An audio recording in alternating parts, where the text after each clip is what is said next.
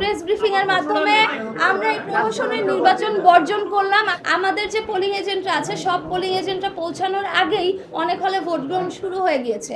এটা তো স্পষ্ট যে এখানে কারচুপি করা হয়েছে। প্রত্যেকটা হলের যে কালিগুলো দেওয়া হয়েছে ভোটের পর সেগুলো মুছে গিয়েছে।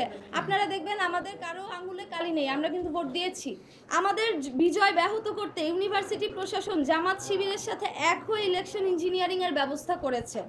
হলের ফ্লোরের মধ্যে ব্যালটগুলো পড়েছিল, শুধু ফজিলাতুন্নেসা হলে না, অনেকগুলো হল থেকে এরকম আমাদের পোলিং এজেন্টরা রিপোর্ট করেছে যে হলের ফ্লোরের মধ্যে ব্যালটগুলো পড়ে আছে। শিবিরের যে পোলিং এজেন্টরা আছে তারা কিভাবে 1 ঘন্টা আগেই ভোট কেন্দ্রে ঢোকার সুযোগ পায়। আমাদের যে পোলিং এজেন্টরা আছে সব পোলিং এজেন্টরা পৌঁছানোর আগেই অনেক হলে ভোট গ্রহণ শুরু হয়ে গিয়েছে। এটা তো স্পষ্ট যে এখানে কারচুপি করা হয়েছে। আপনারা জানেন যে তাদের কোনো পদ, আপনারা যে শিবিরের যে শুধু আমাদের প্যানেলটা থেকে দেখেন, জিজ্ঞেস করেন যে তাদের প্যানেলে তাদের হচ্ছে কমিটিতে কি পোস্টে আছে, তাহলে আপনারা এর উত্তর পেয়ে যাবেন। এই প্রেস ব্রিফিং এর মাধ্যমে আমরা এই প্রহসনের নির্বাচন বর্জন করলাম। আপনাদের সকল প্রশ্নের উত্তর আমরা পরে দিব এবং এই মুহূর্তে আমাদের ডিসিশন হচ্ছে এই নির্বাচন আমরা বর্জন করছি। আমাদের দাবি মানেন নাই। তারা যে কারণে জামাত নেতার সাপ্লাই করা ওএমআর মেশিনে ভোট গণনা বন্ধ করেছে, সেই একই কারণে জামাতের সাপ্লাই করা ব্যালটে ফেয়ার ইলেকশন হচ্ছে না। আমরা দাবি করেছি একটি ফ্রি অ্যান্ড ফেয়ার ইলেকশনের, কিন্তু ভয়াবহ ব্যাপার হচ্ছে ভোট কেন্দ্রগুলো মনিটর করার জন্য জামাত নেতার কোম্পানিকেই ডিরেক্ট টেলিকাস্ট সহ ভিডিও ক্যামেরা সাপ্লাই দিয়ে সিসিটিভির দায়িত্ব দেওয়া হয়েছে। এর মাধ্যমে শিবিরকে পুরো ভোট কেন্দ্রগুলো মনিটর করার সুযোগ করে দেওয়া হয়েছে।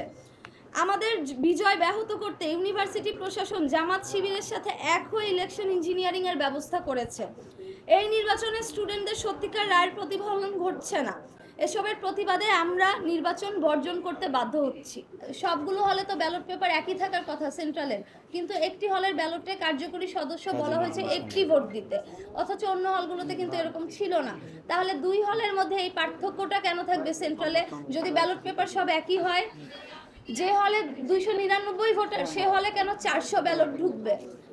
আর যে প্রশ্নটা করলেন যে শিবির প্রশ্ন তুলেছে তারেক রহমানের সাথে তার ছবি আছে, আপনারা জানেন শিবির নেতাদের ছাত্রলীগের সাথে ছবি আছে। শুধু ছবি না, তারা কমিটিতে থাকে, তাদের কাজই তো হচ্ছে গুপ্ত হয়ে থাকা। আমরা তাদের ফেসবুক আইডিটা আইডেন্টিফাই করেছি এবং যে তার যে প্রেসটা আছে HR সফট বিডি আমরা খোঁজ নিয়ে দেখেছি এটা জামাত নেতার সাথে অ্যাফিলিয়েটেড।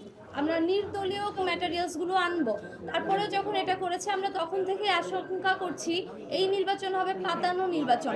তো আজকে যখন আমরা নির্বাচনের দিন আসলাম আমরা বেশ কিছু অসঙ্গতি লক্ষ্য করলাম। একে একে আমি পয়েন্টগুলো বলছি। প্রথমত, কোনো হলে এমন কালি দেওয়া হয়নি যেটা অ্যাকচুয়ালি ইলেকশনে দেওয়া হয়।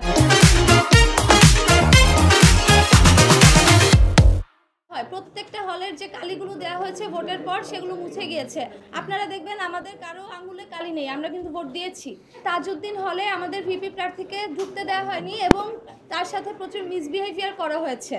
তারপর শিবিরের যে ক্যান্ডিডেট আছে মেঘলা, তিনি সাংবাদিক পরিচয় দিয়ে সাংবাদিকদের কার্ড নিয়ে সবগুলো হলের একদম রেস্ট্রিক্টেড জোনেও প্রবেশ করছে, যেখানে অন্য কাউকে স্পেশালি আমাদের যে প্যানেল আছে তাদের কাউকে কিন্তু প্রবেশ করতে দেওয়া হচ্ছে না। শিবির নেত্রী মেঘলাকে বাধা দেওয়া হয়নি। এক্ষেত্রে প্রশাসন নিরপেক্ষতা হারিয়েছে। অভিযোগ এসেছে যে মেঘলার কারচুপির কারণে একটি হলে ভোট গ্রহণ বন্ধ হয়েছে। ডেইলি সমকালে এই নিউজ এসেছে। অন্য ক্যান্ডিডেটরাও এই কমপ্লেন করেছে, কিন্তু প্রশাসন কোনো ব্যবস্থা নেয়নি। শিবিরের ভিপি প্রার্থী প্রশ্ন তুলেছে ইউনিভার্সিটি কেন 10% এক্সট্রা ব্যালট পেপার ছেপেছে। আমাদের প্রশ্ন, জামাত নেতার কোম্পানি থেকে ছাপানো ব্যালট 10-20% এক্সট্রা শিবিরকে দেওয়া হয়েছে কিনা।